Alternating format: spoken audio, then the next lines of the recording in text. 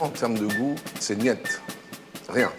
Le lait n'a aucun goût, essayons le jus d'orange. Je ne sais pas si je ferais la différence avec un jus d'ananas, par exemple. La grenadine, tout le monde la reconnaît. Alors là, je vois bien que c'est rouge, sirop de fraise, sirop de grenadine, sirop de quelque chose, je ne peux pas dire. Dernière tentative, la limonade.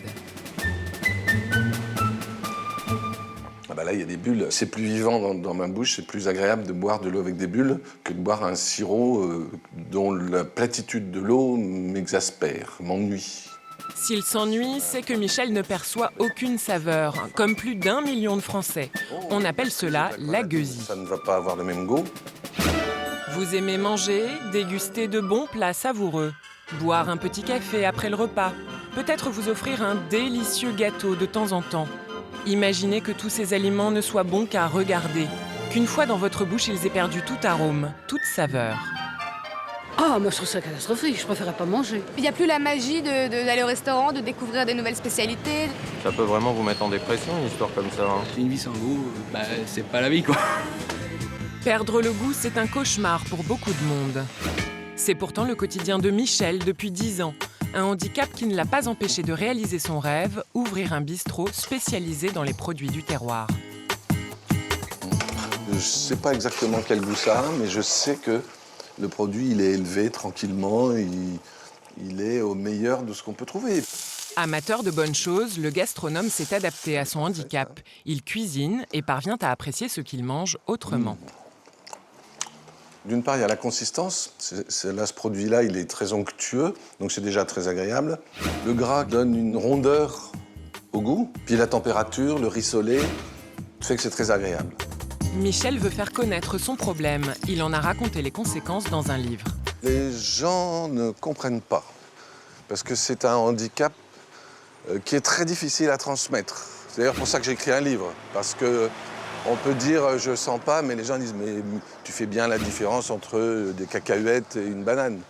Or, là, c'est une question de consistance. Eh, bonjour, Madame Matan.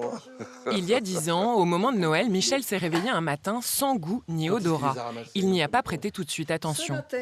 Je me suis retrouvé à manger des truffes qui étaient pour moi, parce que je préférais, et puis ce qu'il y a de plus fin, plus raffiné.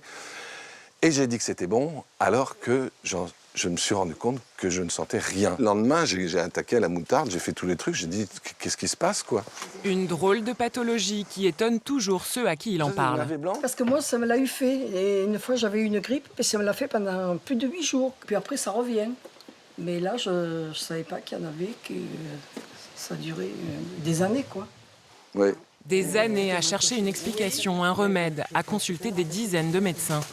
Je ne peux pas ne pas espérer, je ne m'avouerai jamais vaincu. Et puis j'ai la conviction, c'est peut-être ça qu'on appelle l'espoir, j'ai la conviction qu'il y a la solution quelque part et que je ne la vois pas encore. Dans 9 cas sur 10, la perte de goût est liée à une perte d'odorat. Ce médecin en a fait sa spécialité. Donc le trajet est libre.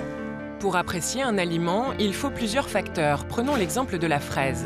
La langue va détecter que l'aliment est sucré, mais c'est votre nez qui va identifier le fruit. C'est par lui que passent les arômes de ce que nous mangeons. On va regarder votre nez. Cette patiente a perdu l'odorat depuis des années. Le médecin examine ses voies nasales à l'aide d'une mini-caméra. Elle est libre. Rien n'empêche les molécules odorantes d'arriver en haut.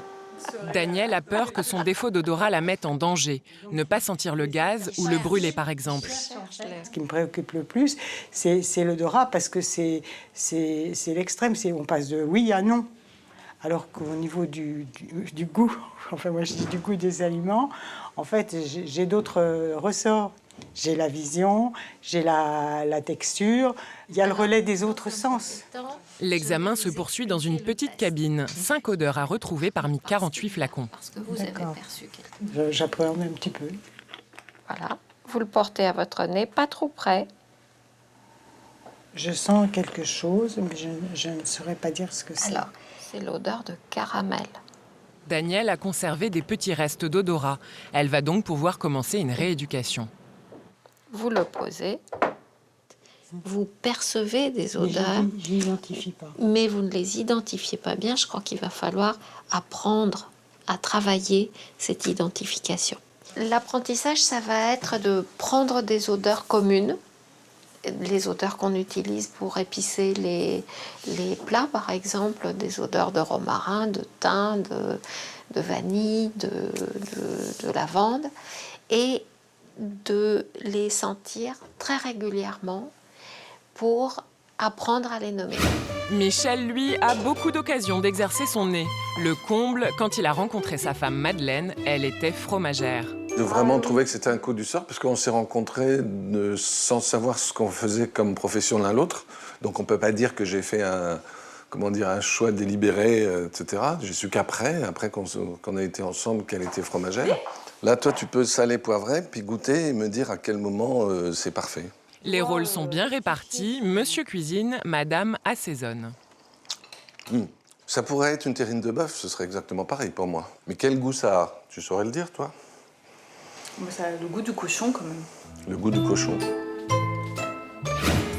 François, lui aussi, a perdu le goût, mais contrairement à Michel, son agueusie a une explication médicale.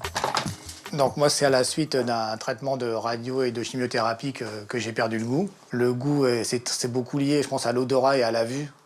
Donc moi, j'avais plus que la vue pour voir ce que je mangeais, quoi. Tout ce que je mangeais était sans goût, je ressentais vraiment rien du tout. Et l'inquiétude venait justement, l'inquiétude est venue du fait que les médecins m'ont dit qu'il arrivait parfois qu'on le retrouvait plus. 6 mois sans goût ni odorat, et puis un jour... J'ai arrosé mon boisson de citron et après, comme je faisais d'habitude, j'ai mangé le citron. Et là, j'ai senti l'acidité du citron et pour être bien sûr que ça soit ça, j'en ai repris un morceau pour le remanger. Et effectivement, j'ai dit à ma femme et mes enfants qui étaient là, « Ah, c'est génial, je sens le goût aujourd'hui du citron. » Ça m'a rendu très heureux et ça m'a redonné l'envie de préparer justement des plats plus améliorés, plus goûteux. Germe de radis pourpre. Michel, lui, attend toujours de récupérer ses capacités gustatives. Il est possible qu'elles ne reviennent jamais. En tout cas, nous avons testé sa cuisine et c'était très bon. Waouh!